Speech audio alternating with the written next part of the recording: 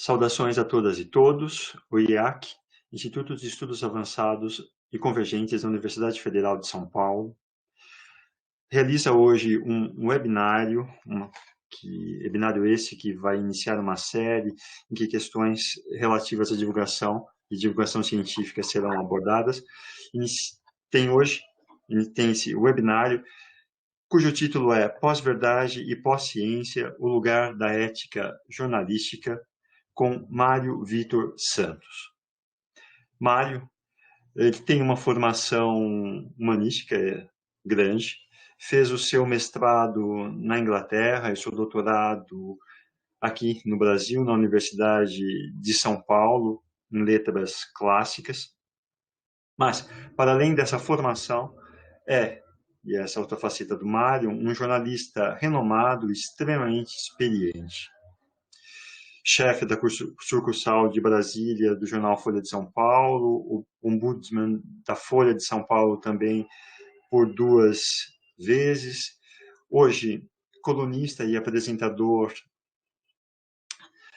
do Brasil 247. Mário, igualmente, é diretor, enfim, um dos sócios e diretor científico da Casa do Saber. Além disto, como Maria Lúcia me lembrava há pouco, é um ex-fichado do DOPS. Enfim, temos então o prazer de receber Mário, a quem agradecemos muito o nosso convite, né, para tratar desse tema, dessas questões extremamente espinhosas que giram em torno da verdade, pós-verdade, né, da divulgação científica, do jornalismo como um todo, enfim, das questões relativas à ética, enfim. Então, todos esses temas estarão aqui hoje à mesa, sendo por ele abordadas, né, numa dinâmica um pouquinho diferente dos webinários que usualmente temos feito, né. Mário fará uma breve exposição e depois com Maria Lúcia, traremos várias questões para Mário. Então, de início, enfim, eu deixo a palavra com Mário Vitor Santos. Muito obrigado, Mário. Obrigado, Ivo. Obrigado ao IAC. Uma satisfação poder saudar vocês e também a professora Maria Lúcia, Malu. Satisfação imensa de poder estabelecer esse diálogo, não é? E conversar sobre esse tema tão fascinante e complexo, contraditório, que é a questão da pós-verdade, e especialmente nesse momento que nós estamos vivendo, não é? E então eu queria dizer que é uma satisfação imensa. Eu preparei algumas questões iniciais para que nós possamos, digamos assim, dar início à nossa conversa. Como sabem, eu sou jornalista, tenho uma extensa trajetória no jornalismo, e nessa condição falo a partir, então, de uma posição complexa, professor Ivo.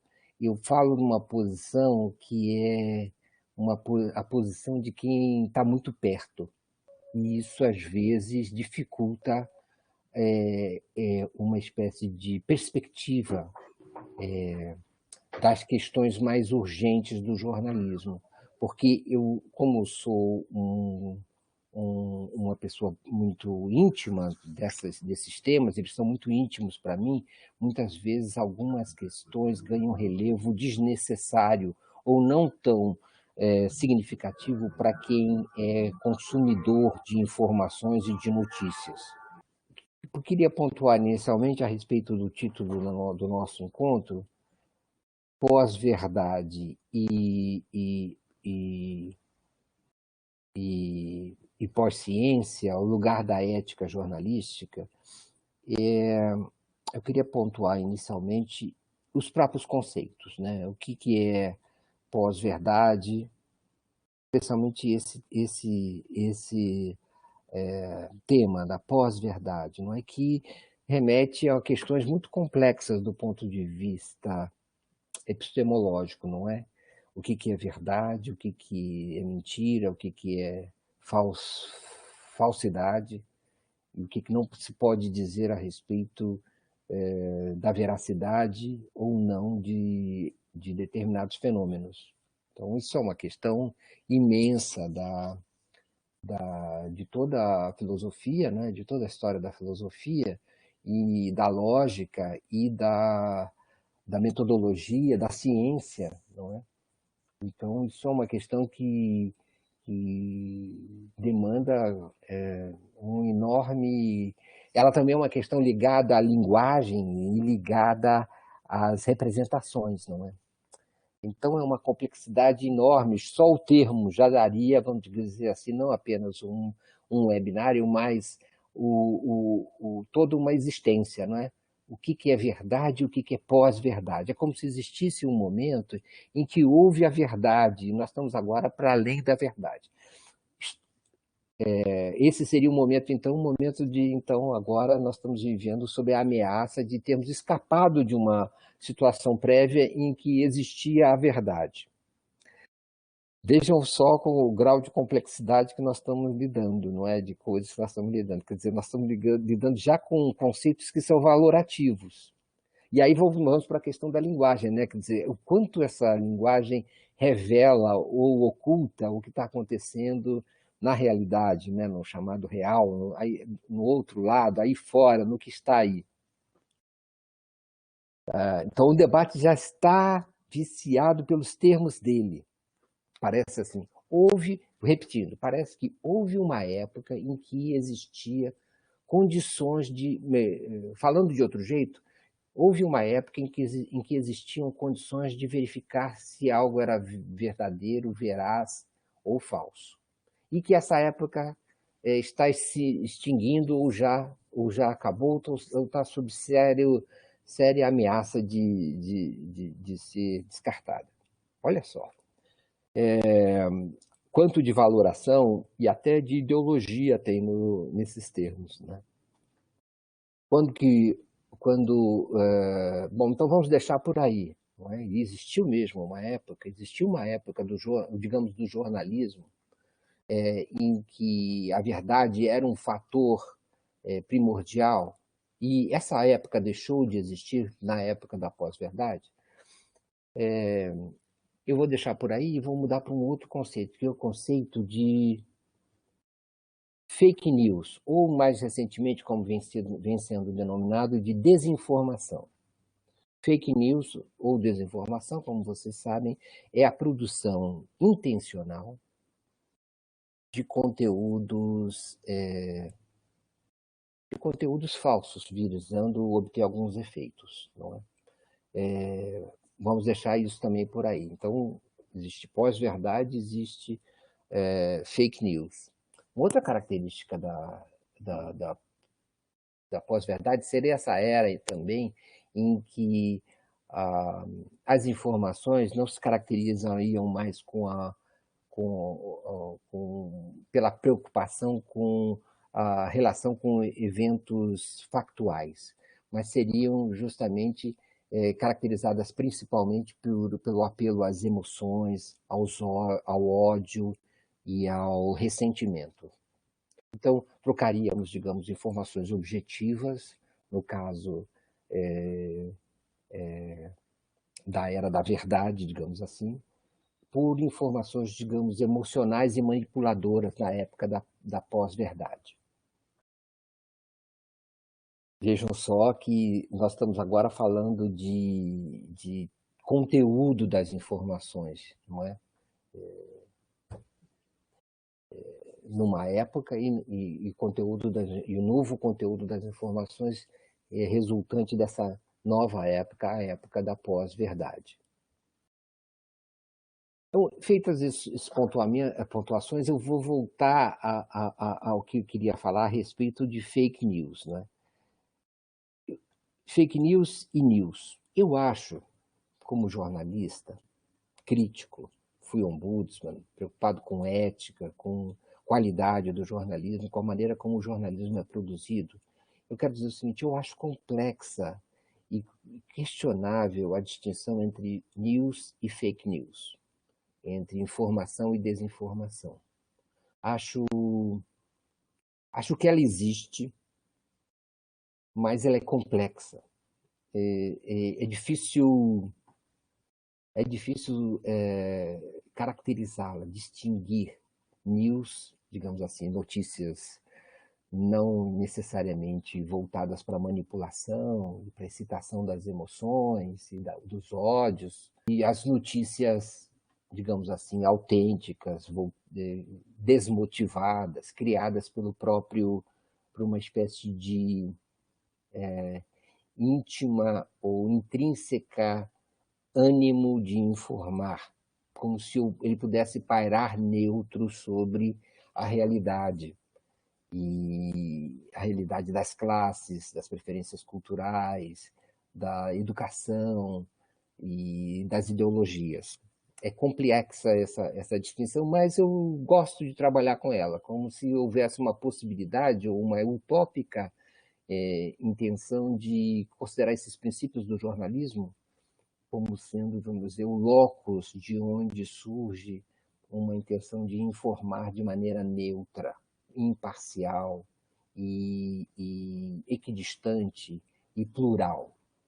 Né? É difícil identificar isso, mas digamos que nós partiremos dessa premissa. Então vamos tratar, mas mesmo assim eu continuo achando que é muito difícil separar news de fake news. Acho que são conceitos, notícias de desinformação, né, de antinotícia. É muito difícil separar isso porque a antinotícia faz parte da... Não é algo que... As fake news não é algo que surgiram historicamente, elas estão acompanham em paralelo toda a trajetória da história do jornalismo. Não é? Desde os panfletos. Não é? Os panfletos, muitos deles vazados no estilo das fake news de hoje, estão na base, na substância da Revolução Inglesa e da Revolução Americana. Não é? São os panfletos, as ofensas, os chamamentos, os materiais de origem e de intenção duvidosa estão presentes na história das revoluções, tanto inglesa quanto americana. E isso era... A distinção entre isso e jornalismo nem sempre era muito clara no tempo da Revolução Inglesa e da Revolução Americana. E a mesma coisa, dando um salto muito grande, acontece, claro, também na Revolução Francesa e acontece no Brasil. Não é? Na história do jornalismo brasileiro, também essa distinção, dentro e fora dos grandes veículos de comunicação, nem sempre ficou muito clara entre news e notícias verdadeiras e notícias falsas. É um grande drama do jornalismo, é esse. Mas nós podemos ver mais recentemente, mas eu não vou passar ainda para o recente. Na década de 20, vocês conhecem um livro chamado Insultos Impressos? Olha, o próprio título já diz, Insultos Impressos, da Isabel Lustosa, que saiu pela Companhia das Letras. É um maravilhoso trabalho de recenseamento das informações na década de acho que 10 e 20, talvez chegue até a 30 no Brasil, especialmente no Rio de Janeiro, mas também em São Paulo e em outras cidades, a respeito de notícias falsas mesmo, e do estilo que era usado pelos meios de comunicação naquele tempo, no Rio de Janeiro e em São Paulo. Não é? Enfim, uma clara abertura para a ofensa e para a manipulação sendo utilizada de maneira desbragada e sem limites. E chegamos aqui agora, mais recentemente, não é? As coisas continuam sendo tratadas, no que importa, de maneira muito complicada. Não é? Para citar um exemplo fora do Brasil, que tem uma pleiade de exemplos no Brasil a respeito de notícias falsas publicadas pelos meios de comunicação, não é? e de maneira duvidosa do ponto de vista das intenções e da intencionalidade por trás dessas notícias falsas. Para citar o mais escandaloso, talvez, eu diria um dos mais escandalosos do nosso século, estão as notícias falsas sobre a existência de armas de destruição em massa no Iraque, e o que provocou a invasão do Iraque com consequências sociais, humanas, indescritíveis. E a destituição do governo, e mesmo a morte dos dirigentes, o exílio, a prisão, a tortura, enfim, toda uma série de consequências gravíssimas para a história, baseadas ou apoiadas numa notícia falsa publicada pelo New York Times, que ajudou a provocar um conflito imenso, não é? Gravíssimo. Então, notícias falsas são isso, né? Quer dizer, são parte integrante do próprio fazer jornalístico, nas instituições jornalísticas, não é? Pode-se dizer que a revelia ou não dessas instituições é uma questão a considerar, a examinar. Mas eu queria trazer alguns pensamentos isolados, quer dizer, agora papéis, quer dizer, frases avulsas a respeito do evento, da pós-verdade ou das fake news no jornalismo habitual, no jornalismo corporativo, no jornalismo institucional, não é? E sua relação com o advento das novas tecnologias de comunicação, empoderando, para dizer assim, os cidadãos e os internautas a produzir informações, difundir informações e recebê-las de maneira imediata. E essa sua dinâmica dessas novas ferramentas tecnológicas de comunicação e a sua dinâmica com os meios de comunicação tradicional, os atuais emissores de notícias, que vêm do período anterior ao advento da internet, das redes sociais, e continuam tentando sobreviver e influenciar e prosperar nesse novo ambiente muito mais, digamos assim, povoado, incomparavelmente mais povoado, dessa mutação social que nos influencia a todos e não poderia deixar de ser assim, dada as características dessas inovações tecnológicas e a incorporação do nosso, digamos assim, do nosso fazer à existência diária delas, que se baseia nesse fazer e nessa nossa participação nele e dependência desse fazer. Bom, como eu disse, a ideia de fake news é que ele é um conceito que está sendo trocado em alguns meios acadêmicos pelo conceito de desinformação. A ideia é que o problema não é a notícia falsa, mas a notícia falsificada. Aquela notícia com o intuito de desinformar. E já a pós-verdade parte do princípio que a verdade, a concordância do que representa a verdade, se perdeu quando os atores que a definiam, as instituições como a imprensa tradicional, foram atropeladas pela internet, como eu dizia anteriormente, né? Então, eu quero dizer o seguinte, é confusa, como eu falei, a distinção entre news e fake news. Em segundo lugar, a discussão sobre fake news, a meu ver, traz consigo a hipótese de mais controle generalizado da informação por entes estatais e privados, ou privados. Eu me explico melhor. Nós estamos agora presenciando, no Brasil, a eliminação de conteúdos das redes sociais, ali colocados por diversas pessoas, mas principalmente de forma mais ainda explícita e digna de atenção, conteúdos ali colocados pelo presidente da República, Jair Bolsonaro, informações falsas ali colocadas por ele, e conteúdos que estão sendo eliminados pelo YouTube, pelo Google, se não me engano, também pelo Facebook. Isso, eu quero dizer o seguinte, eu quero chamar a atenção para isso pelo lado oposto, pelo lado seguinte, a iniciativa, a ação dessas redes sociais no sentido de retirar esses conteúdos e o que isso implica, não é? Qual é a problematização que nós podemos fazer. Geralmente são conteúdos a respeito de remédios ou tratamentos para a epidemia de Covid-19, e tratamentos evidentemente ou comprovadamente inócuos, nesse sentido, enganadores, para um tratamento eficaz em relação a essa terrível pandemia. Então, eu deixo essa questão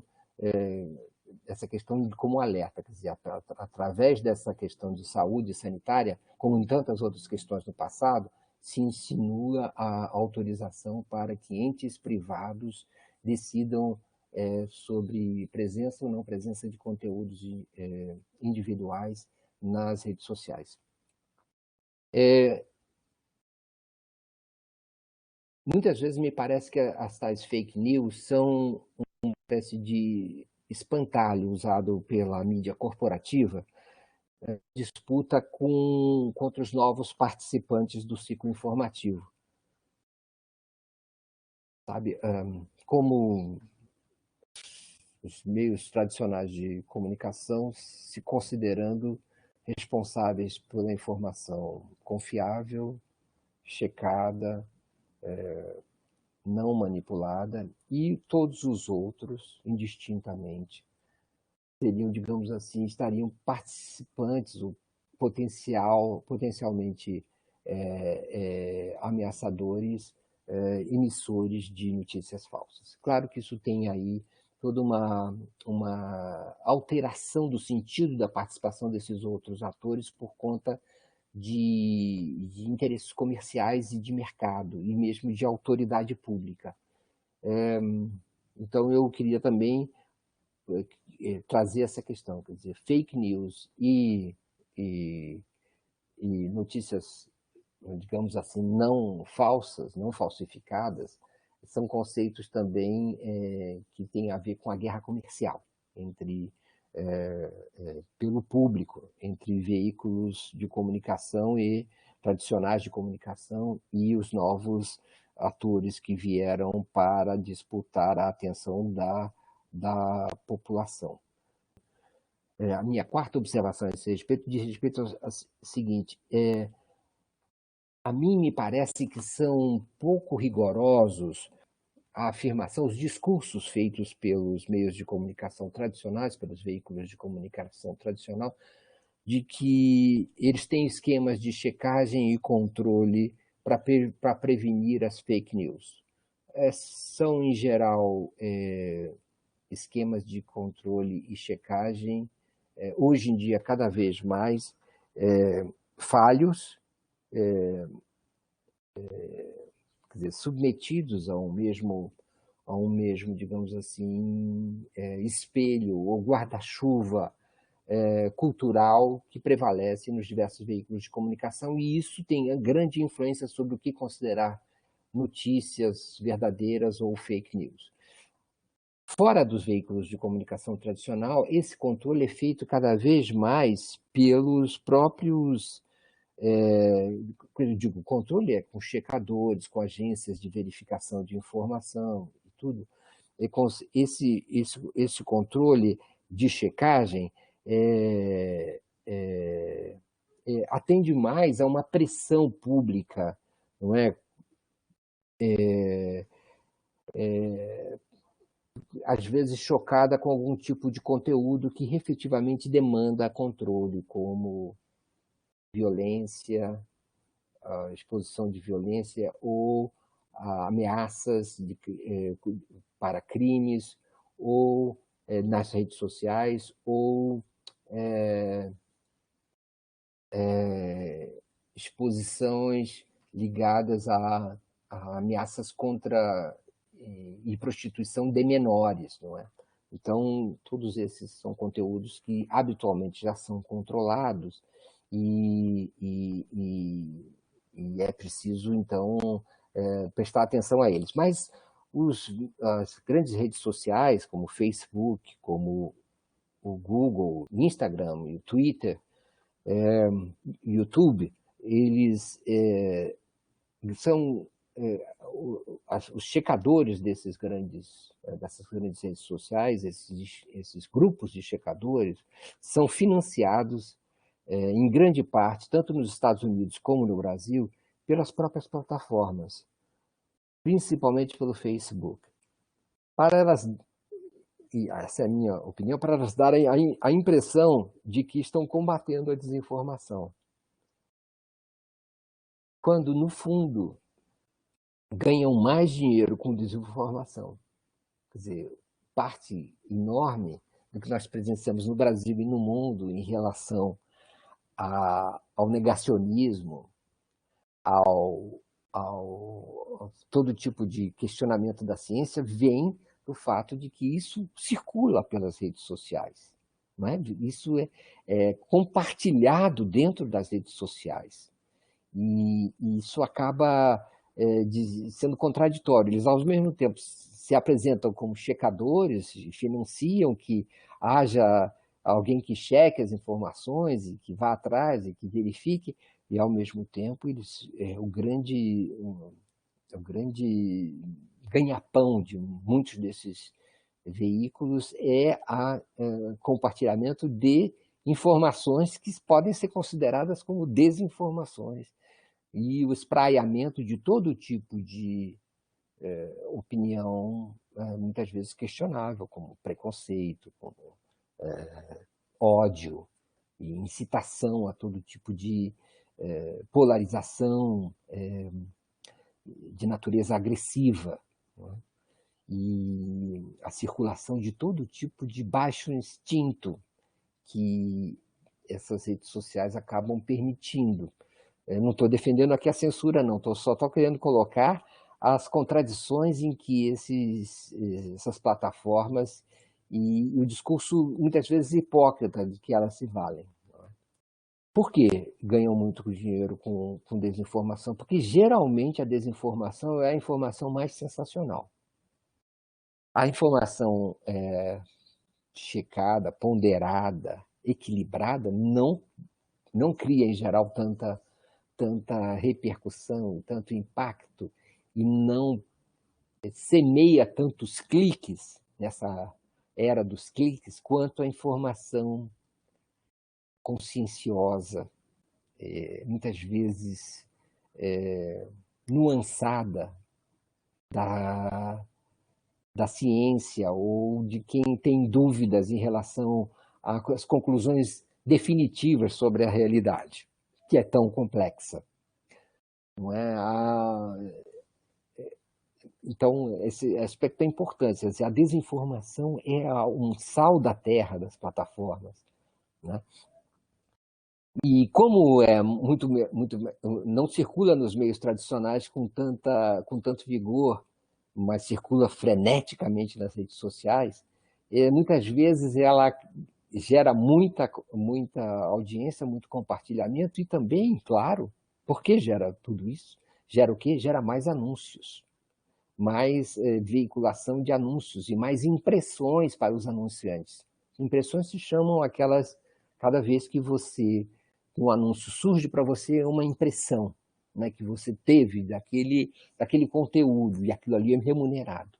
Então, num certo sentido, quanto mais desinformação, mais audiência, quanto mais informação, mais impacto, mais escândalo, mais também audiência e, por isso, mais também impressões ou anúncios para os consumidores.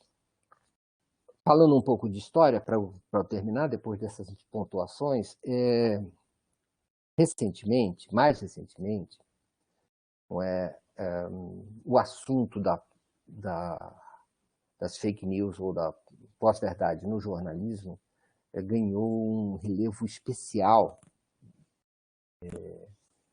historicamente marcado. Foi com a eleição, com dois fenômenos, a eleição de Donald Trump nos Estados Unidos, isso passou para o topo das prioridades dos assuntos do jornalismo mundial, e isso tem a ver também com o combate entre democratas e republicanos nos Estados Unidos, com o trumpismo e o antitrumpismo nos Estados Unidos, e com tudo que isso representa.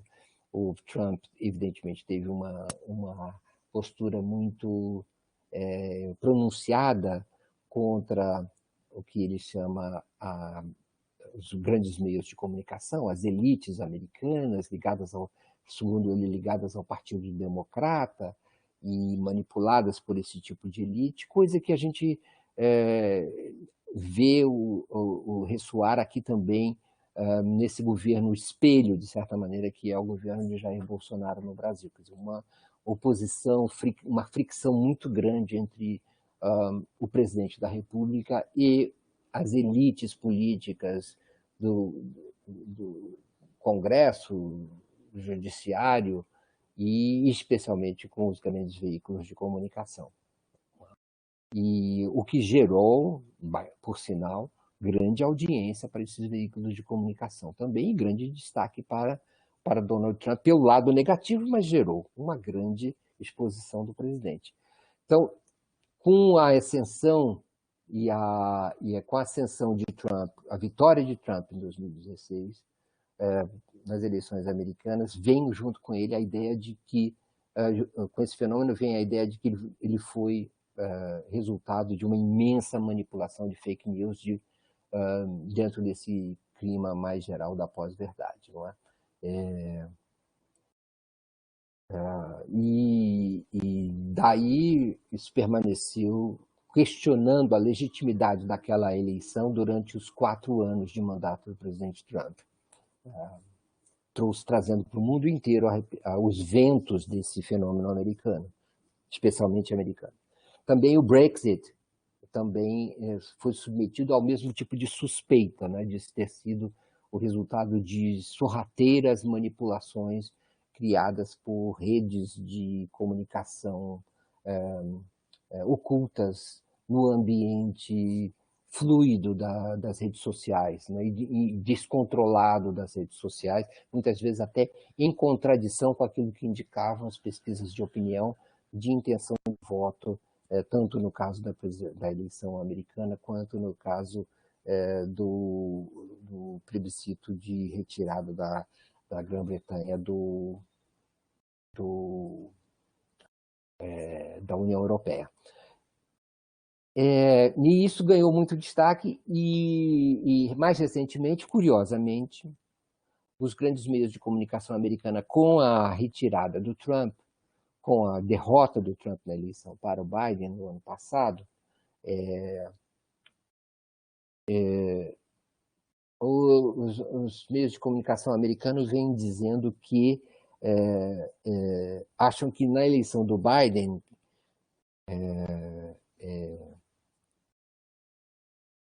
a questão dos gatekeepers foi recuperada. Isso é, de que são esses porteiros da informação, sendo, vamos dizer assim, os orientadores da opinião média americana, foi recuperada. Assim, a ideia da pós-verdade teria sido mitigada, ou das fake news teria sido mitigada pela vitória dos porteiros da informação, aí tanto na mídia corporativa, tradicional, quanto nas próprias redes sociais, teria sido mitigada por uma espécie de fortalecimento dessa ideia de gatekeeping, de vigia da informação, de checagem das informações, enfim, que o sistema teria se movido em direção a uma veracidade, a um rigor maior no controle da ética da informação.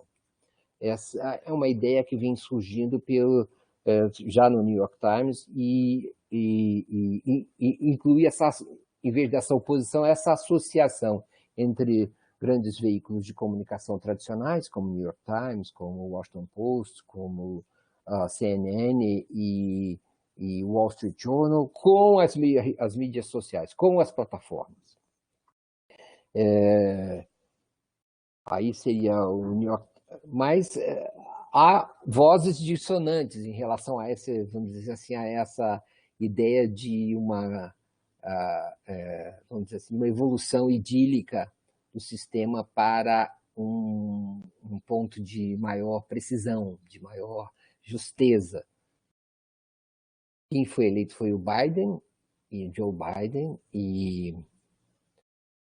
isso há quem acuse, não é? Entre eles o Glenn Greenwald e mais escandalosamente o Glenn Greenwald, mas também outros jornalistas de diferentes posições políticas, tanto na esquerda quanto na direita, inclusive na Fox News, né, por razões óbvias, que é um veículo de direita, acusam essa eleição de ter sido obtida à custa de uma aliança que incluiu, entre os grandes veículos de comunicação e as plataformas, eu digo New York Times, Washington Post, CNN, Facebook, Twitter e YouTube, que desapareceram com uma matéria de um veículo de direita chamado New York Post, de Nova York, que mostrava como o filho do Biden, Hunter Biden, levou o dinheiro na Ucrânia e chegou a usar o pai para isso.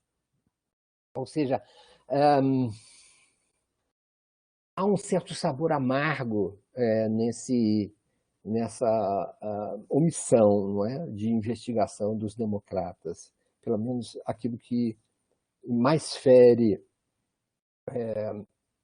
um político, que muitas vezes é a ideia de uma certa nebulosidade em relação aos seus negócios pessoais e o uso da política para isso.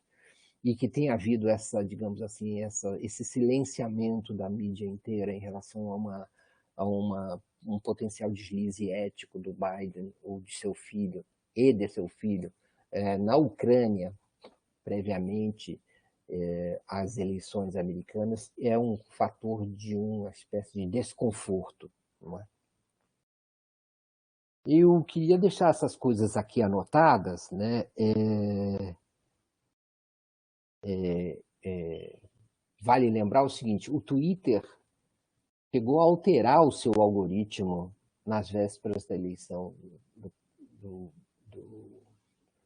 de 2020,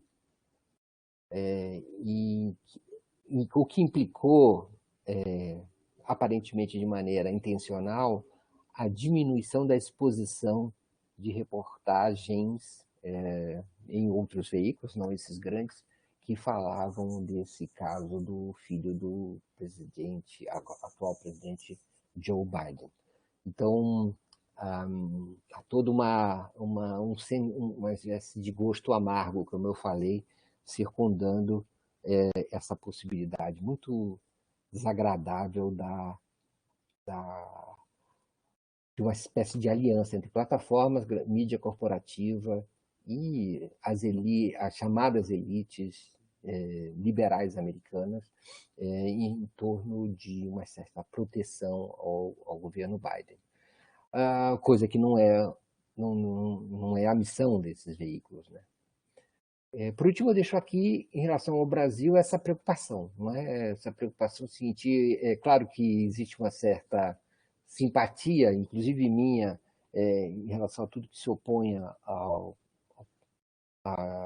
enfim, ao governo Bolsonaro, mas me preocupam e, sinceramente, hoje eu me defino como contrário à supressão de qualquer conteúdo, mesmo vindo dele, especialmente conteúdo que não seja explicitamente proibido pela lei. E acho que há dúvidas no caso dele, mesmo quando ele veicula, aí acho que pode ser uma boa provocação para a nossa conversa, mesmo quando ele veicula informações falsas sobre tratamentos que podem ser potencialmente perigosas à saúde, inócuas ou perigosas, ou induzir a tratamentos incorretos da Covid-19, eu questiono que se vai suprimir um direito de expressão, de informação, de acesso a redes, por causa desse tipo de conteúdo. Se a gente for levar isso a sério mesmo, para usar uma imagem talvez banal, eu me perguntaria se seriam permitidos, então, já que não se podem colocar conteúdos potencialmente danosos à saúde, como o tratamento precoce de Covid-19, se nós não deveríamos proibir também anúncios do McDonald's ou do Burger King, ou de outras redes de fast food, que induzem também a comportamentos potencialmente danosos à saúde dos consumidores. Será que um dia vamos chegar a esse ponto também? Mas o que mais me preocupa, além disso, é justamente o seguinte: se conteúdos ligados a um presidente de direita, de extrema direita, como Jair Bolsonaro, são proibidos, isso representa também a abertura de uma porta para a proibição de conteúdos de outra natureza, contrários, seja de qualquer lado do espectro ideológico, do centro, da esquerda, da extrema esquerda, contrários aos, digamos assim, proprietários, aos interesses de certas elites ou de certos grupos conglomerados de comunicação e suas estruturas e derivações no partidário, político, institucional? Essa é uma questão que eu deixaria também como uma reflexão para nós. Eu acho que é isso, acho que eu falei demais, muito mais do que eu pretendia, e espero que tenha conseguido esclarecer ou pelo menos colocar os pontos na mesa. Muito obrigada, eu acho que foi excelente, não foi demais, eu acho que eu ficaria horas aqui te ouvindo, e obviamente você levantou muitos aspectos polêmicos, interessantes, e que eu acho que nós temos bastante coisa para debater com o nosso público, né? Eu não sei se o Ivo quer começar. Sim, de fato, são questões extremamente complexas, né, Mário? Enfim, você fez um belo panorama.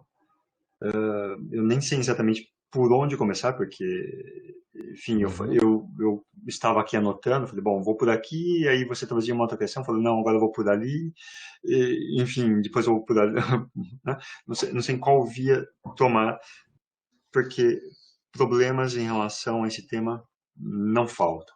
Eu começaria, já que por algum lugar temos de começar, eu achei muito interessante a observação inicial que você trouxe, a distinção inicial, na verdade, em que você colocou fake news como uma produção intencional, né? E isto diferencia, portanto, né, a fake news dessa noção de pós-verdade. Poderíamos dizer, digamos assim, que no âmbito da pós-verdade, ou essa multiplicidade de verdades que se colocam em relação a um objeto, ela se dá não de forma intencional, mas por ignorância, digamos assim. No caso da fake news, haveria essa intencionalidade ali posta que não ocorreria no âmbito de visões diversas de um determinado objeto, né? Sendo que em não haver nenhum interesse de lê-lo dessa ou daquela maneira.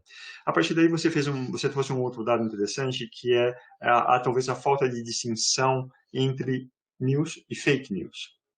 E falou um pouco, e fez um pouco a história da imprensa, e nesse momento, e eu vou encurtar aqui o meu raciocínio, porque senão eu vou me alongar demais, mas nesse momento é como se você, pelo menos eu acabei lendo assim, né? Como se pudéssemos dizer que nesse momento, enfim, a história das grandes fake news, pensemos do século XX, você trouxe uma que foi um grande influxo no final do século XX, que foi essa do New York Times, que foi a acusação enfim, que foi a afirmação da existência de armas de destruição em massa no Iraque.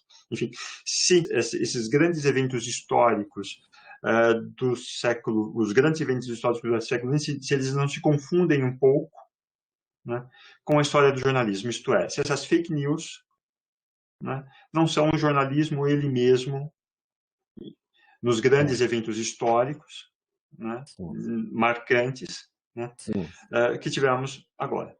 E, a partir daí, e aí eu dou um outro passo na formulação da minha questão, se não temos em relação às redes apenas uma continuidade em relação a esse jornalismo mais tradicional.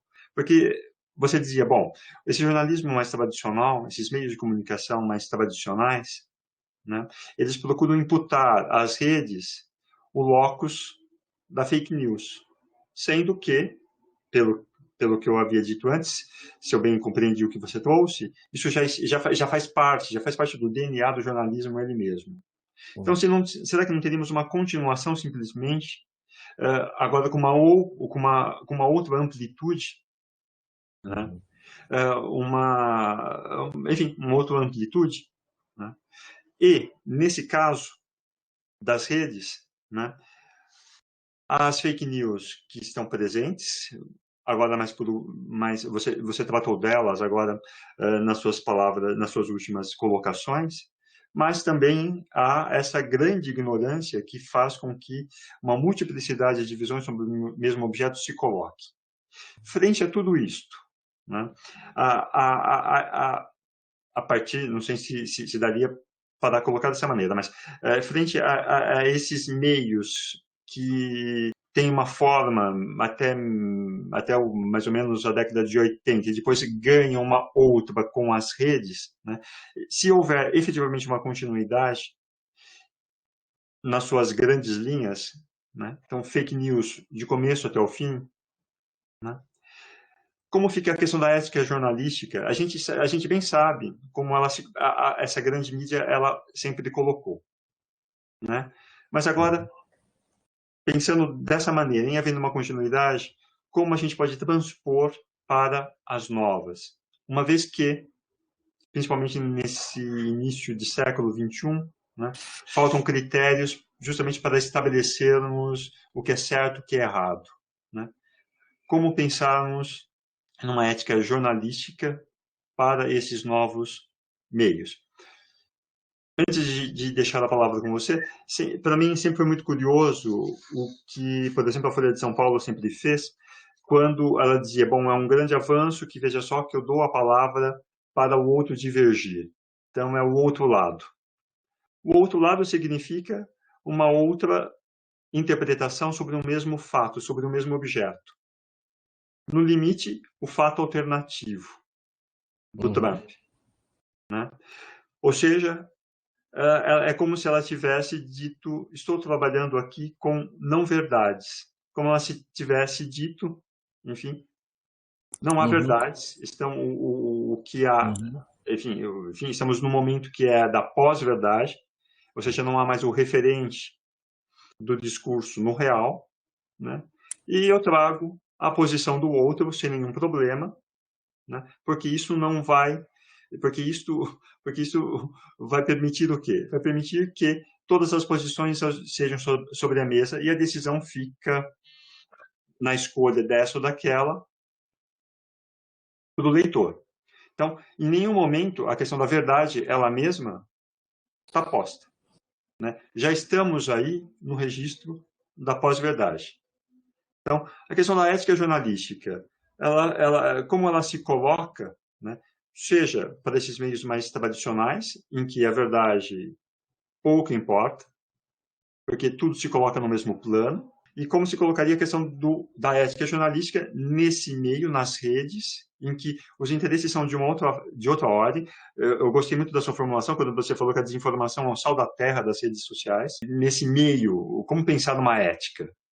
Se justamente a ética viria a atrapalhar os bons negócios. Então, a questão é esta. A ética jornalística, como podemos pensar na atual configuração dos meios de comunicação? Antes de você responder, Mário, eu gostaria só de acrescentar um pouco. O Ivo já fez uma questão bastante complexa, mas eu queria só aproveitar. Estava esperando você, Manu. Ela está bem relacionada à questão seguinte, que, diante desse cenário que foi colocado, o que as redes sociais trouxeram de diferente foi que hoje todo mundo, digamos, pode ser um jornalista, no sentido de que antigamente você tinha só informações que vinham pela mídia, ou por rádio, ou por TV, ou pela mídia impressa, E hoje qualquer um pode postar, digamos, ser nesse sentido jornalístico, qualquer um pode postar algo como se fosse um jornalista. Então, até que ponto a democratização do acesso, a possibilidade de você compartilhar uma ideia pelas redes sociais transforma cada pessoa em um jornalista, muito entre aspas,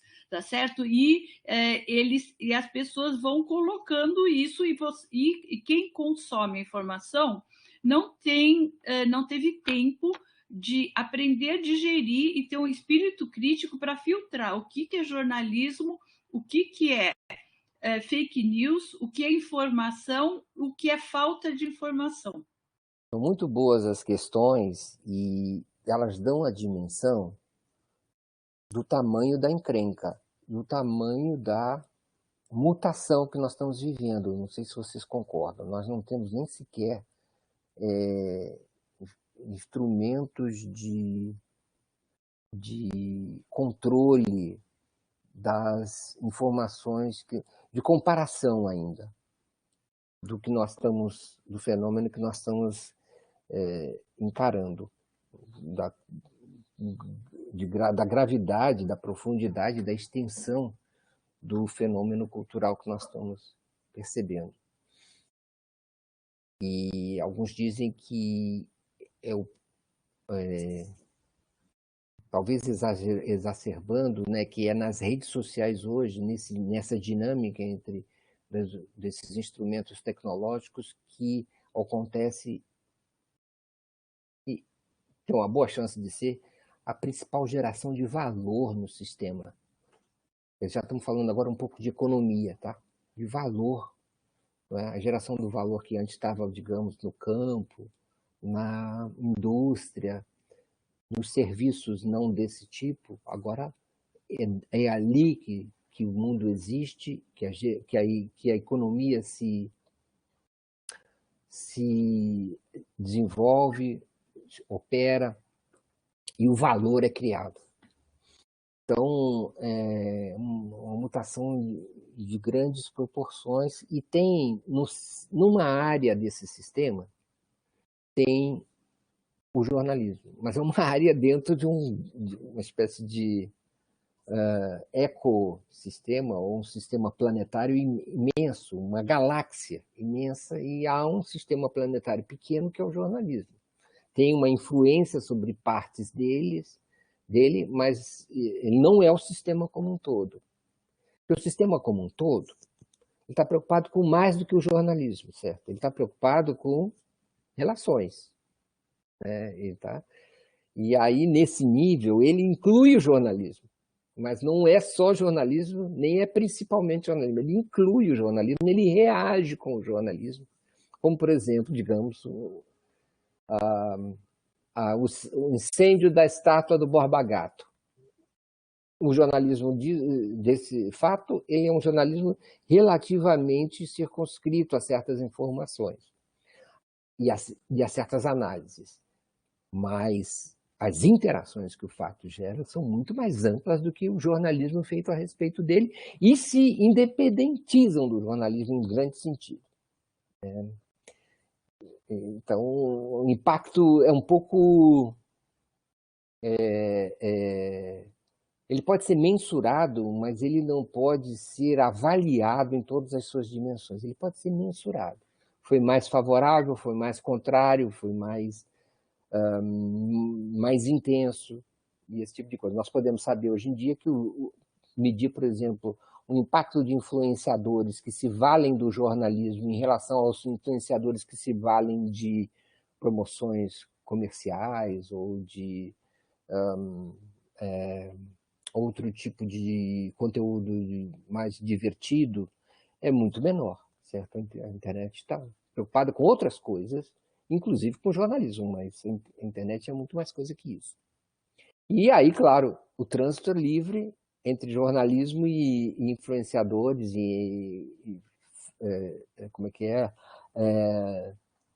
avulsos de todo tipo. que invadem ou que têm o direito de invadir e que querem se manifestar, faz parte da cidadania, esse tipo de coisa. Inclusive emitir, recolher e divulgar e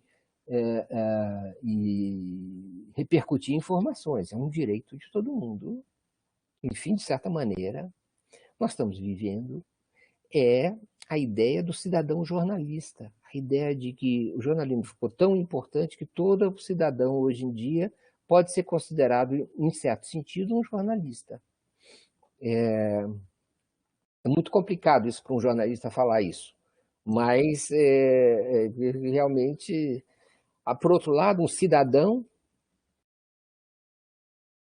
em termos utópicos, em termos teóricos, deve considerar que é importante que a cidadania inclua o jornalismo como parte dela. É uma espécie de alfabetização jornalística global. Deveria fazer parte, junto com aprender português e matemática, aprender jornalismo e saber, então, ética e valorativamente distinguir o que é relevante, o que é irrelevante e por que é relevante, toda essa complexidade que isso implica. Essa era uma das perguntas que eu tinha anotado aqui. Como você imagina que se possa criar, do ponto de vista educacional na sociedade, uma geração que seja mais crítica e um pouco menos sujeita à influência de fake news e desinformação? Como, tanto do ponto de vista da geração de novos jornalistas, como da população em geral, como que a gente poderia desenvolver, porque hoje a gente tem um volume absurdo de informações e o grande desafio da educação, na minha perspectiva, é você desenvolver um espírito crítico para saber analisar aquela informação, avaliar a fonte, o quanto é confiável aquela fonte e o quanto que tem de lógica naquilo, quanto que aquilo tem uma chance grande de se aproximar do que seria a verdade. Como você imagina que isso deveria fazer parte, assim como lógica, português e matemática, que isso tinha que vir desde a pré-escola? Sim, e já vem de certo sentido, né? Porque essas crianças têm canais no YouTube, elas têm perfis nas redes sociais, mas isso é jornalismo? Uma das coisas que nós não tratamos aqui é sobre verdade e pós-verdade, é um velho fenômeno do jornalismo, que é a ideia de que verdade é muito relativa. Você pode escrever um relato muito fiel e perfeito de determinado fenômeno ou acontecimento e mentir, porque simplesmente falar a verdade é mentir. Como diz o Caetano, né? Você diz a verdade é seu dom de iludir. Por quê? Porque é uma verdade sobre algo que não é relevante. O que adianta falar a descrição perfeita de uma xícara num contexto de uma votação no Congresso Nacional? Então, uma das formas de mentir é falar a verdade sobre algo que não é importante, ou que não é relevante naquele contexto. Então, a pós-verdade já existia desde que se começou a inverter vamos dizer, essa necessidade, ou a desconhecer essa necessidade. Claro, quando a gente fala algo é importante para quem e por quê, não é? E isso é uma avaliação complexa, né, do real, que deveria constar segundo que valores algo é importante. Eu posso julgar porque eu devo tratar das questões dos desabrigados porque esses são valores humanos de uma sociedade que tem compaixão, não é? Agora, compaixão é algo que tem que se aprender, tem que se disseminar e educar, não é? E isso, não é? Quer dizer, o oposto, vamos dizer, do racismo ou da crueldade humana. Isso que eu queria dizer, quer dizer, é complexa essa alfabetização jornalístico interacional, e deveria ser feita logo cedo. E a principal característica disso são quais são os valores que podem orientar essa alfabetização. Ou seja, que é mais importante, e aí nós nos aproximamos realmente da ética, né? A integração com o outro, a humanidade, enfim, a ideia como eu falei, a ideia de compaixão, a ideia de igualdade ou de combate à desigualdade, e a ideia de o que é humanidade, o que são as identidades, o que é... Enfim, tudo isso suscita essa questão que nem sempre está, geralmente está ausente da nossa educação. Então, especialmente nesses momentos mais fundamentais da educação. E eu acho que tem um outro aspecto também que você acabou não tocando muito, embora estivesse no título dessa conversa, que é a questão da pós-ciência, o fato de que a nossa, como sociedade, no caso, estou falando do Brasil, a educação em ciência ela ainda é muito precária.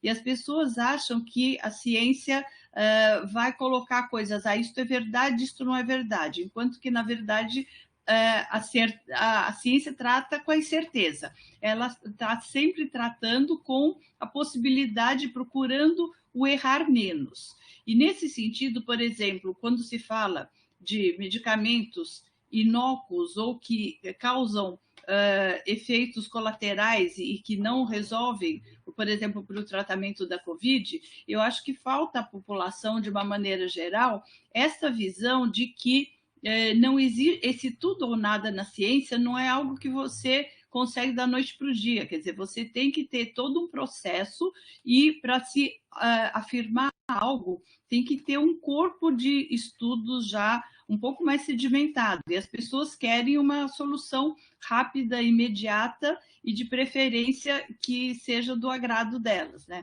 E acho que quando a gente fala, por exemplo, de verdade, sempre me vem à cabeça aquela imagem dos cegos descrevendo um elefante.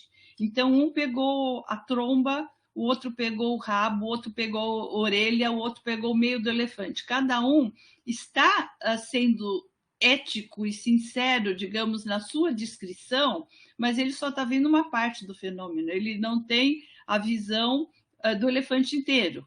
Então, e eu sinto que muitas vezes é isso que falta para as pessoas tentarem ver os diferentes ângulos, as diferentes perspectivas. Você começou falando que você talvez tivesse um viés por estar, a miopia, por estar perto demais daquilo, a sua visão como jornalista talvez seja um pouco deturpada por estar dentro do jornalismo, ao passo que outras pessoas que estão mais fora teriam uma visão diferente, o que não quer dizer mais correta ou incorreta a respeito disso, né? Como é que você vê essa questão? Bom, o primeiro é o seguinte, eu queria falar sobre o seguinte, eu queria voltar a um tema que o Ivo suscitou na pergunta dele, que é a ideia de verdade, não é? A ideia de que há vários lados, é trazer os diversos lados, de que cada um decide qual lado que quer. E isso me suscitou a seguinte questão, Malu e Ivo, que eu não sei se responde a questão das fake news e da pós-verdade. Fake news pós-verdade e a nossa ânsia de controlá-las, nós precisamos nos colocar como partícipes desse processo, certo? Nós temos a nossa intuição, a nossa intenção de controlá-las, quase que uma intenção de salvar a sociedade, a democracia, os nossos valores, enfim, o país, não é? E ter um ambiente comunicacional saudável, que é tão fundamental para nós. Então, nós temos essa intenção. Mas o ambiente parece escapulir as nossas intenções. Não sei se vocês concordam com isso. O debate vai para outro lugar, ele é fugidio, ele escapa. Por quê? O eleitor vai para outro lugar, ele se movimenta. O que acontece? O que está acontecendo?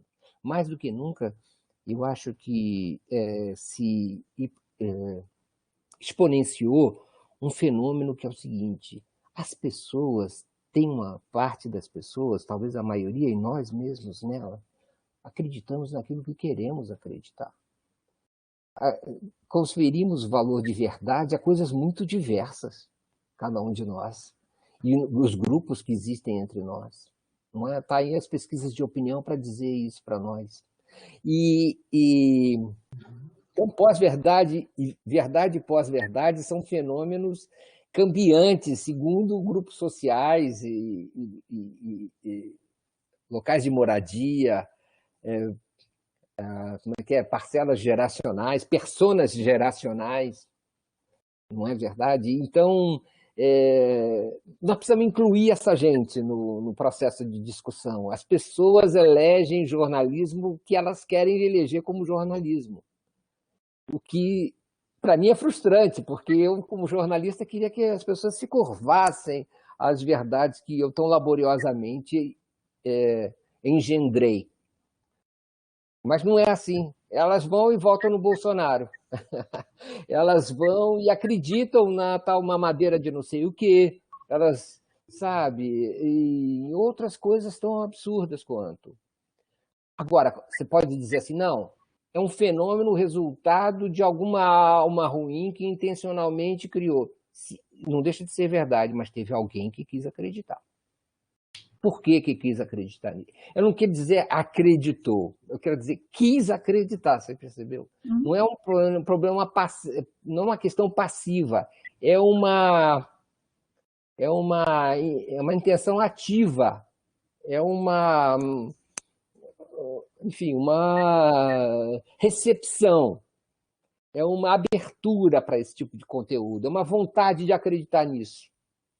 Acho que é um não sair da zona de conforto, né? Quer dizer, é muito mais confortável eu acreditar no que você fala, se eu me identifico com o que você fala e assumir que isso é uma verdade, do que concordar com algo que o Bolsonaro fale, porque a princípio aquilo já é uma zona de desconforto. Eu não me sinto bem dentro daquele referencial, né? Então, acho que e esse eu vejo que é um grande problema dentro da disseminação de notícias falsas, que se a notícia falsa vem de uma fonte que você confia, a tendência é passar isso adiante, repassar sem checar.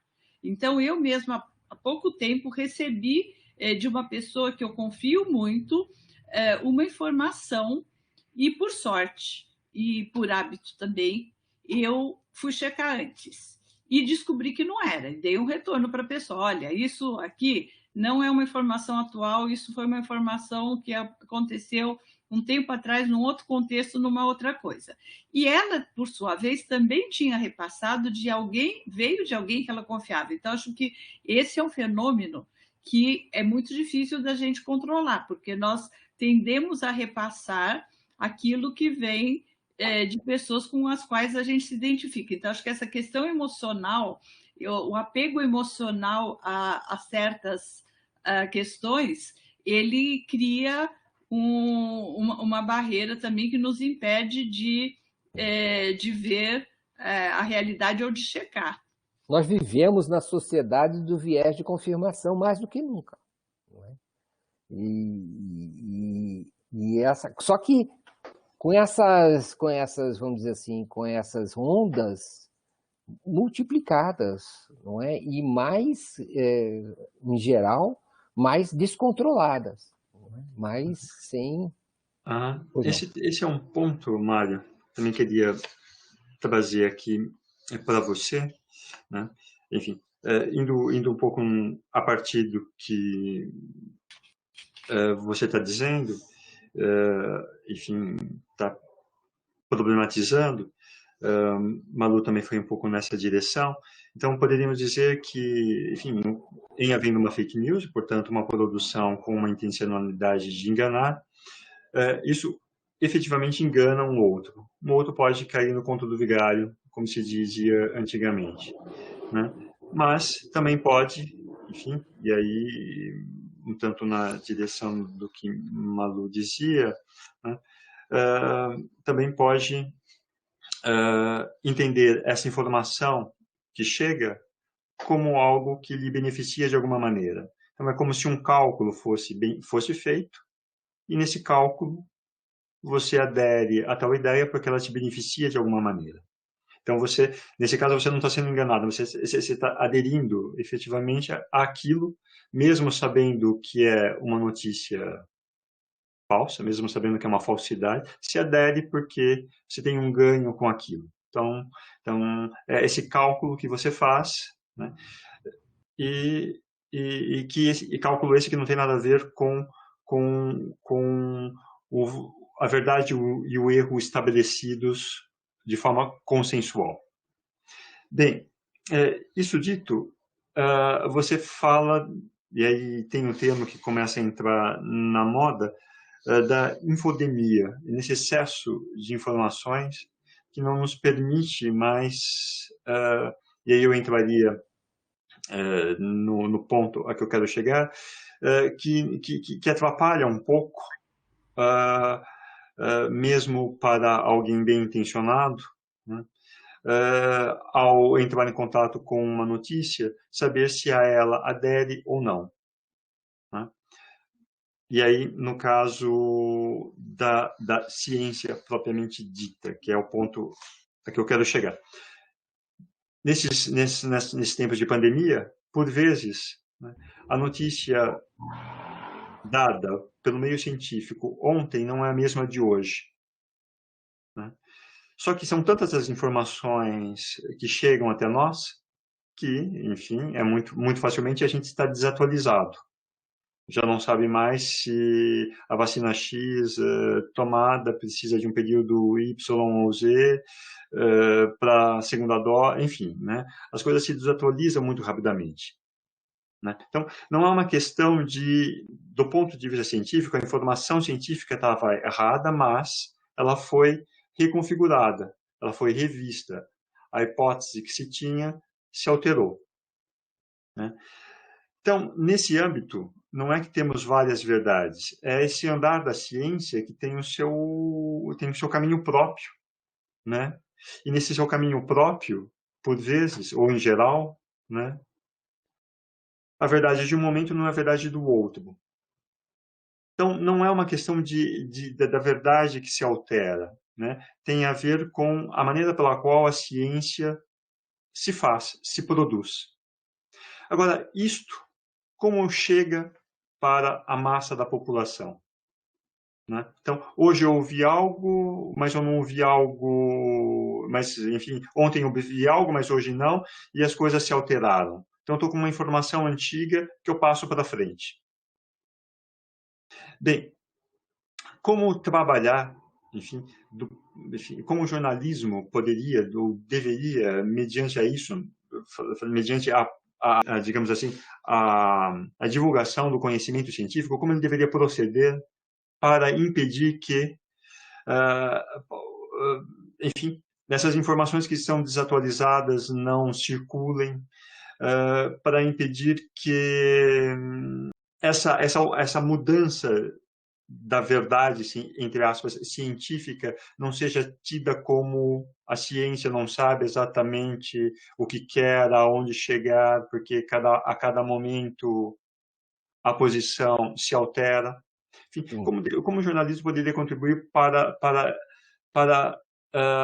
evitar que isto, né, abrisse uma porta para certos negacionismos, já que eu não encontro uma verdade única, definitiva em relação a um determinado objeto, bom, talvez não haja, então não tenho por que crer na ciência, né?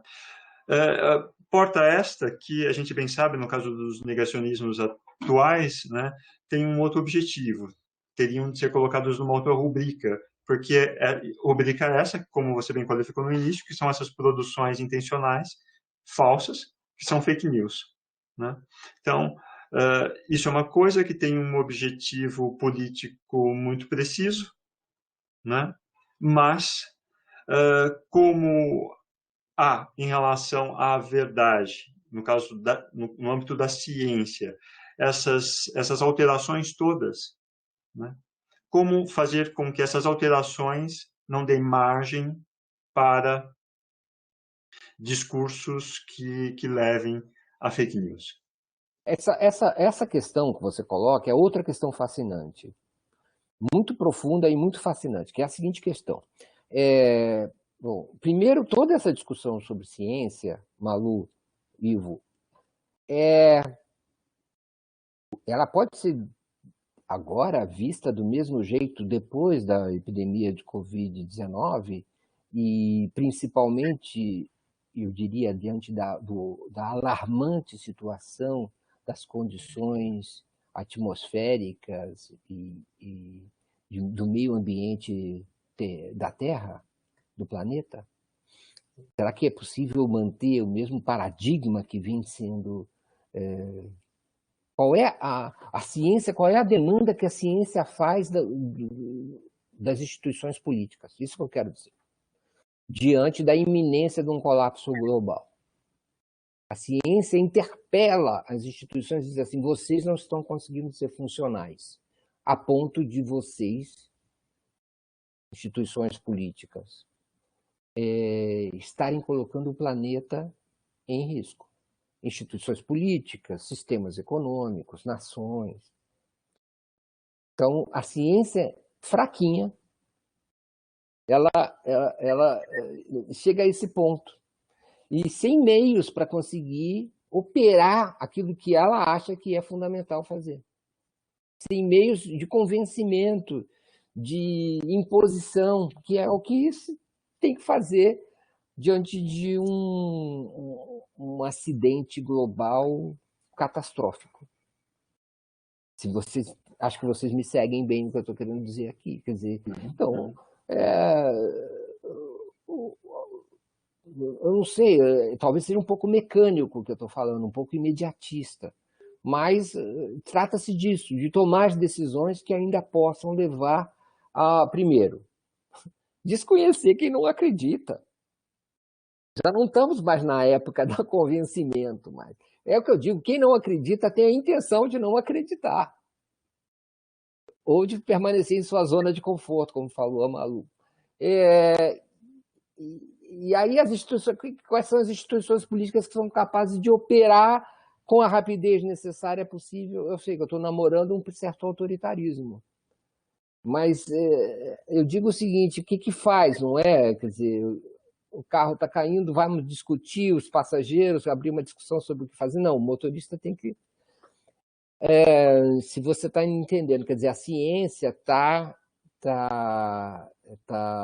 demandando isso, e o jornalismo teria que participar dessa maneira de uma espécie de criação de uma consciência, em todos os casos, mas especialmente nesse, que é uma urgência para as epidemias ainda, e cada vez mais a ciência consegue construir vacinas e remédios muito rapidamente, impressionante, com uma competência impressionante, como nós estamos vendo na queda das taxas de mortalidade e de contaminação em alguns casos. Então, agora para o planeta, as providências são mais imediatas e mais urgentes. E será que a democracia não está sob ameaça na medida em que ela parece que favorece uma certa leniência, não é? Ou uma certa perspectiva cumulativa de consciência que viria utopicamente com o tempo? Todas essas questões, eu acho que demandam no jornalismo uma autoridade que ele não está conseguindo ter, e tampouco a ciência, eu diria. Eu acho que nesse aspecto teria que ter realmente uma junção de forças de jornalistas e cientistas, porque eu acho que uma parte da culpa ou da responsabilidade, digamos assim, também é dos cientistas que se tornaram um pouco herméticos no sentido de não conseguir transmitir de uma maneira simples à população as ideias e de fazer uma educação científica adequada. Tanto que, por exemplo, essa ideia de que a ciência reagiu rapidamente e conseguiu fazer o remédio, na verdade, é muito conhecimento que já estava acumulado. Foram feitas pequenas adaptações, mas para desenvolver essas vacinas, foram anos e anos de desenvolvimento de outras coisas, é que as pessoas não tinham consciência disso.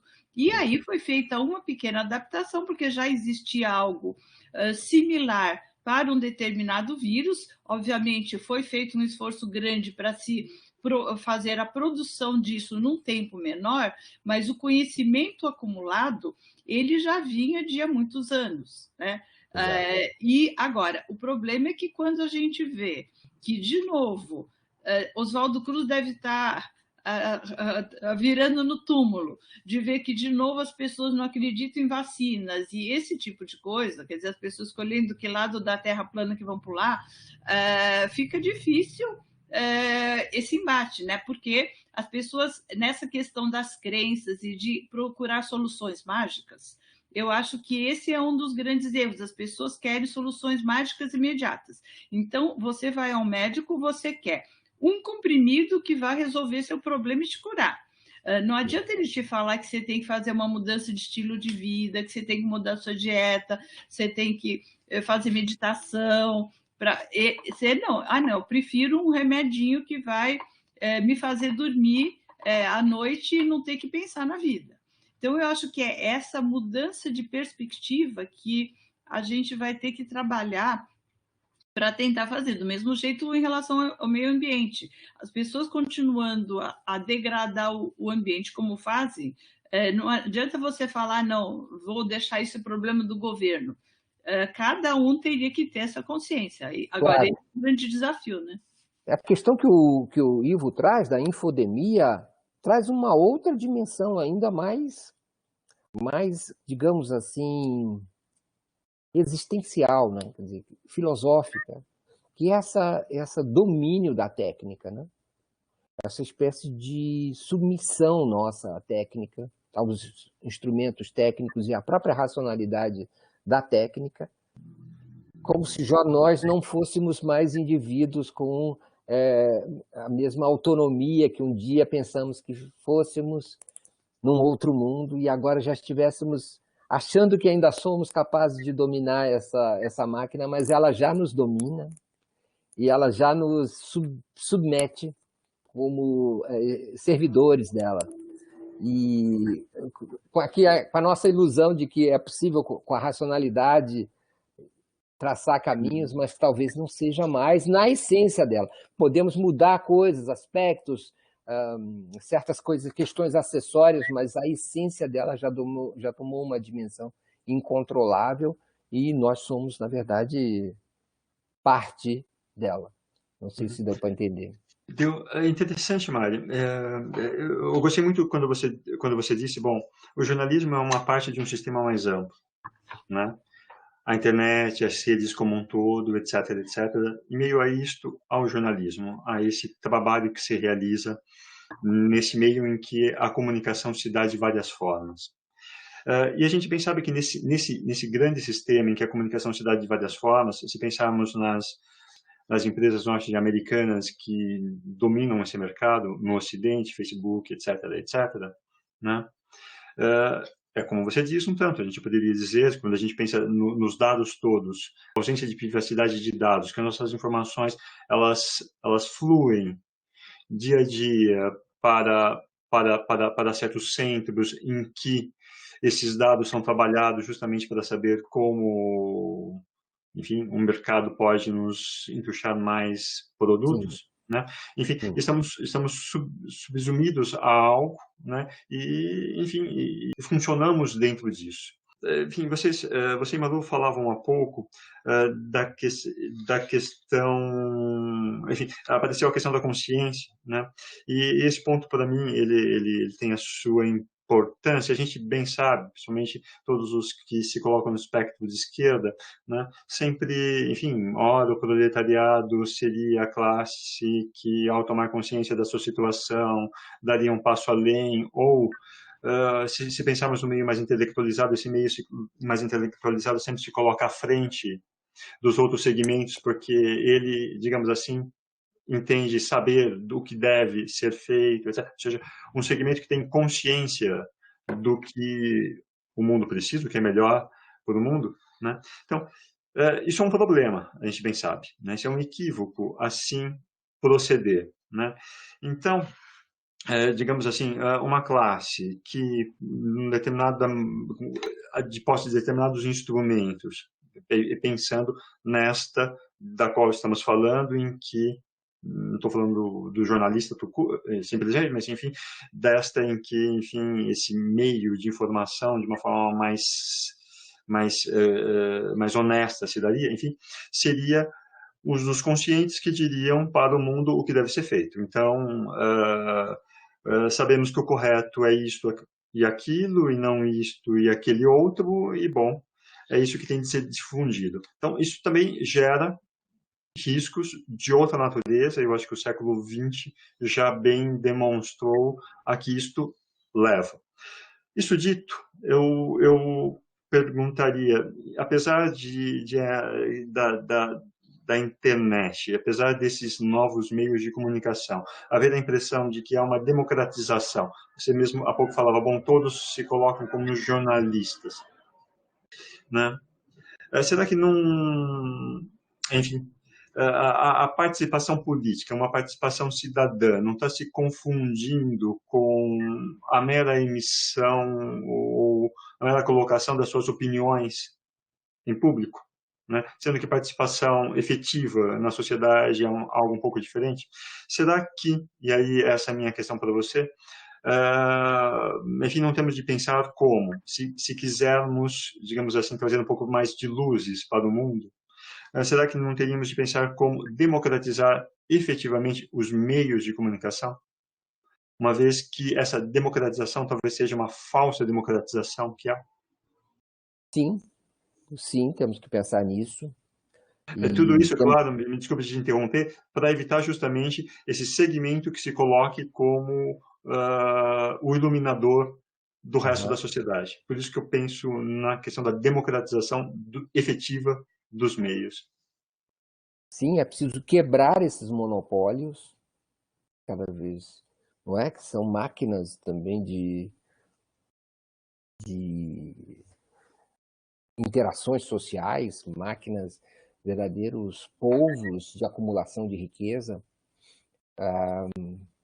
É preciso quebrá-los, é preciso ter força social e governamental para quebrá-los em todas as suas partes.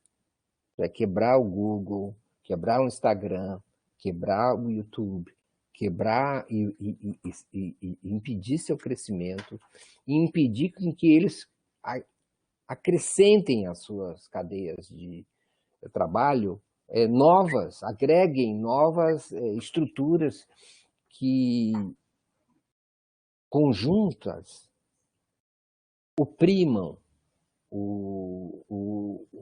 a concorrência, a disputa e a própria liberdade das pessoas. É preciso fazer isso. E para isso é preciso governos fortes, parlamentos fortes, sociedades fortes, que tenham consciência da gravidade do que está em jogo.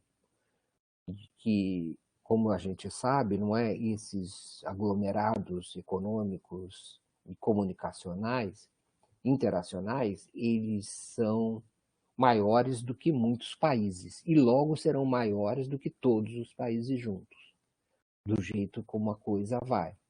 Então, é preciso ter a força de quebrá-los. Não é assim, a coisa ameaça a sociedade, é uma ameaça à sociedade. Ao pouco que nós temos de sociedade, é preciso quebrá-la, é preciso regular. E, do ponto de vista da acumulação, sim, e é preciso quebrá-lo também do ponto de vista das da variedade, da pluralidade político-cultural. Isso também é necessário contemplar, não é? Assim como nós devemos preservar a diversidade das espécies, nós também devemos preservar a diversidade das ideias. E isso deveria ser olhado num conjunto, sabe? Deveria ser... O que eu quero dizer é o seguinte, desse jeito, como vai, não existe opção, é tudo uma espécie de eterna história já vivida e que vai se agravar de maneira cada vez mais clara. Os mesmos que sempre dominaram vão dominar ainda mais, e é preciso uma intervenção nesse sentido, uma regulação. Se isso será possível fazer e quais as instituições que vão se encarregar disso, eu gostaria muito de ver. O que eu vejo é o contrário. Cada vez mais unidade, cada vez mais associação entre aqueles que têm as mesmas ideias, dominando o fenômeno da comunicação corporativa, e a associação cada vez mais próxima entre esses veículos da comunicação tradicional corporativa e as grandes plataformas de comunicação. E essa associação é muito perigosa, ela já é potencial, ela está cada vez mais, eles estão se acertando. Antes as plataformas eram concorrentes dos veículos tradicionais de comunicação, agora elas estão se associando e submetendo os veículos de comunicação aos seus esquemas financeiros, porque a renda gerada dentro desses aparatos tecnológicos é muito significativa para a manutenção dos veículos da mídia corporativa. Passou a ser. E dessa forma eles passam a ser associados e uma associação dependente do ponto de vista da mídia corporativa tradicional cada vez mais, à exceção talvez de um ou outro grande veículo, mas mesmo eu acho a TV Globo, a Folha, e o Estado de São Paulo, a editora A Veja e outros veículos tendem a ser dependentes da máquina de faturamento existente dentro do Google, do YouTube e de outras redes sociais, porque essa renda é muito significativa. E então já se acertaram, e isso é muito perigoso do ponto de vista da pluralidade. Quem dirá ainda da classificação dos veículos no outro espectro ideológico, que são, hoje em dia, atirados numa espécie de vala comum da imprensa partidária. E isso ainda ranqueia de maneira mais prejudicial esses veículos em termos de faturamento, numa espécie de marginalizados da internet por hora, porque é possível que até que no futuro, seguindo o exemplo do que está acontecendo com o presidente Bolsonaro, essa própria, vamos dizer, franja mais progressista seja ainda mais estigmatizado e marginalizado e excluído. Bom, Mário, enfim, eu acho que já o exploramos aqui, tratamos um pouco da questão da exploração do trabalho, né? Mesmo que de forma tácita. Aqui, nesse caso, uma servidão voluntária, né? Acho que já exploramos o suficiente por hoje. Foi fantástica todas as colocações aqui por você trazido, enfim, que você trouxe, enfim, te agradeço, né, Manu, o agradecemos. Agradecemos imensamente, muito. Foi muito estimulante e nos faz pensar. Nos faz pensar. Como eu disse no início, começamos uma série de webinars para pensar justamente essas questões relativas à divulgação científica, enfim, à comunicação ela mesma, e começamos muitíssimo bem com o Mário. Enfim, como disse de início, o Mário é um dos jornalistas mais experientes do Brasil, e não só. Enfim, para além de saber perfeitamente manejar o seu métier, é alguém que efetivamente pensa, né? Enfim, pensa publicamente, como a gente bem pôde ver agora, E quando isso acontece, e num ambiente como aqui, enfim, é um privilégio que temos. Então, muito obrigado de novo, Mário. Obrigado, Malu, obrigado, Ivo, obrigado a todos que nos assistiram. Para mim foi uma chance muito grande de refletir junto com vocês, pensar junto, em voz alta. E, quem sabe, chegar a algum tipo de diagnóstico mais próximo da situação em que nos encontramos. Muito obrigado. Foi Muito obrigada a você. E como disse o Ivo sobre o pensar, dizem que quem sabe faz ao vivo, quem sabe pensa ao vivo, e você pensou muito ao vivo e foi muito gratificante para nós compartilhar e pensar junto. Muito obrigada. Da mesma forma, obrigado. Boa noite. Tchau, gente. Tchau. Tchau, Mário. Boa noite a todas e Tchau. todos.